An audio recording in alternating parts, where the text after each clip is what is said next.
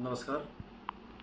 मागच्या काही दिवसामध्ये महाविकास आघाडीच्या नेत्यांची वक्तव्ये, राज्यातल्या काही घटना आणि त्या घटनांवर येणाऱ्या त्यांच्या प्रतिक्रिया, ह्या सगळ्या बघितल्या की एका गोष्टीमध्ये संशय घ्यायला वाव आहे. यांना नेमकं राज्यामध्ये अराजक निर्माण करायचं आहे का, राज्य पेटवायचं आहे का? हे बघा, काही दिवसापूर्वी महाविकास आघाडीचे नेते बांगलादेश प्रकरणानंतर असं बोलले की या देशामध्ये बांगलादेश सारखी परिस्थिती निर्माण होऊ शकते. 5 ऑगस्टला शरदराव पवार असं बोलले की या राज्यामध्ये मणिपूर सारखी परिस्थिती तयार होईल. 2-3 दिवसापूर्वी बदलापूरच्या नरशंस घटनेनंतर नाना पटोले असं बोलले की ही शाळा राष्ट्रीय स्वयंसेवक संघाशी संबंधित आहे. राज्य सरकारनं ऍक्शन घेतल्यानंतर या सगळ्यांनी राज्य सरकारवर टीका केली. आता त्या घटनेचा स्वतः माननीय उच्च न्यायालयानं सुमोटो दाखल करून घेतली. त्यामुळे त्यावरती मी बोलणार नाही. पण कुठे आमच्या लेकरांवरती, मुलींवरती, मातृशक्तीवरती अन्याय झाला असेल तर अशा लोकांना दिसताक्षणी घोडी घातली गेली पाहिजे, हे तर नागरिक म्हणून आमचं सगळ्यांचंच मत आहे. पण यांना नेमकं काय करायचं? काल तुम्ही MPSCच्या विद्यार्थ्यांचं आंदोलन बघितलं असेल. माननीय मुख्यमंत्र्यांनी देवेंद्रजींनी विनंती केली MPSCला, MPSC स्वायत्त आहे, की तुम्ही 25 ऑगस्टच्या परीक्षा एकाच दिवशी नाही, वेगवेगळ्या दिवशी ठेवा, विद्यार्थ्यांना परीक्षा देता यावी. MPSCने ते मान्य केलं. यानंतरही काही आंदोलक रस्त्यावर होते. रोहित पवार आज सकाळी शरद पवार साहेबांना त्या विद्यार्थ्यांना भेटायला घेऊन गेले. लगेच त्याची जाहिरातबाजी झाली. आता काही वेळापूर्वी मी सन्माननीय उद्धव ठाकरे साहेबांची पत्रकार परिषद ऐकली. ते असं म्हणाले की उद्याचा जो बंद आहे महाविकास आघाडीने पुकारलेला, तो संस्कृती विरुद्ध विकृती असा बंद आहे. त्यांना एका वृत्तपत्रामधलं ठळक बातमी वाचून दाखवली. त्याच वृत्तपत्रामध्ये, माझा जो लोकसत्ताचा आहे, एक बातमी आहे. भारतीय जनता पार्टीचे प्रदेशाध्यक्ष माननीय चंद्रशेखर बावनकुळे साहेबांचं स्टेटमेंट आहे.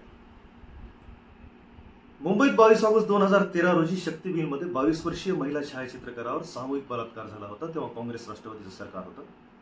हिंगणघाटमध्ये भर रस्त्यामध्ये तरुण प्राध्यापिकेला पेट्रोल टाकून जाळलं होतं. तेव्हा उद्धव ठाकरे हेच मुख्यमंत्री होते, वसुली सम्राट गृहमंत्री होते. डोंबिवलीच्या भोपाळमध्ये 14 वर्षीय मुलीवर सामूहिक बलात्कार झाला होता आणि 33 आरोपींची नावं पुढे आली होती. तेव्हा उद्धव ठाकरे हेच मुख्यमंत्री होते. म्हणजे बातम्या दाखवत नाही महाविकास आघाडीचे नेते, सिलेक्टिव्ह बातम्या दाखवत आहेत. ह्या राज्यामध्ये अशांतता पसरवायची, अराजक तयार करायचं आणि स्वतः खुर्चीमध्ये बसायचं, त्यांचं टार्गेट आहे का? ह्या टार्गेटवरती ही लोक सगळं काम करतायत का? मला उद्धवजींना एक प्रश्न विचारायचा आहे. पालघरमध्ये जे साधूंचं हत्याकांड झालं, 3 साधूंना मारलं गेलं, ते महाविकास आघाडीच्या नजरेमध्ये संस्कृतीमध्ये बसतं का विकृतीमध्ये बसतं?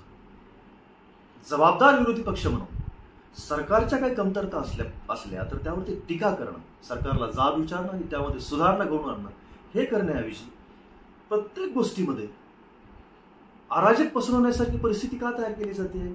सकाळी संजय राऊत असं म्हणाले की शरद पवार साहेबांना जी Z+ सिक्युरिटी दिली आहे, त्याचे जबाबदार पोलीस अधिकारी जे आहेत, ज्यांच्याकडे ती रिस्पॉन्सिबिलिटी, ते राष्ट्रीय स्वयंसेवक संघाशी संबंधित आहे.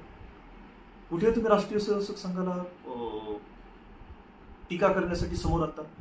जर शरद पवार साहेबांना सुरक्षित काही चूक झाली असती तर ओरडणारे तुम्हीच असले असते. तुम्हाला नेमकं काय करायचं आहे? तुम्हाला लाडकी बहीण योजना इतकी डोळ्यात फुटते, आमच्या मातृशक्तीला समृद्ध करण्याचा सरकारचा जो मोठा आहे, सरकारचा जो उद्देश आहे, तो तुम्हाला इतका डोळ्यात खपतोय की तुम्ही रोज उठून लाडकी बहीण योजना नको असे बॅनर आणता आणि सांगता की हे आंदोलन राजकारणाला प्रेरित नाहीये. मला वाटतं हे सगळं नेक्सस महाविकास आघाडीचं आहे. आणि याच्या मागे राज्यामध्ये बघा, तुम्ही एक गोष्ट लक्षात ठेवा, सगळ्या टीका माननीय देवेंद्रजींना समोर ठेवून केल्या जातात. आता देवेंद्रजींच्या विभागाला समोर ठेवून केल्या जात आहे. आणि हा यांचा जो अजेंडा आहे तो महाराष्ट्राच्या जनतेच्या लक्षात येणं गरजेचं आहे. महाराष्ट्र हे समृद्ध आणि संपन्न राज्य आहे. त्याच्या विकासासाठी आपण पुढे आलं पाहिजे. इथल्या ज्या काही दुष्प्रवृत्ती, याच्यासाठी महाराष्ट्रातल्या सगळ्या 12.5 कोटी जनतेनं लढलं पाहिजे. यावरती एकमत आहे, एकमत असलंच पाहिजे. पण त्यामुळे बंद पाडणं, वेगवेगळे स्टेटमेंट देऊन राज्याला अराजकतेकडे नेणं, हे जबाबदार विरोधी पक्षाचं काम नाहीये. महाराष्ट्राच्या जनतेनं हे लक्षात घ्यावं. एवढंच. धन्यवाद.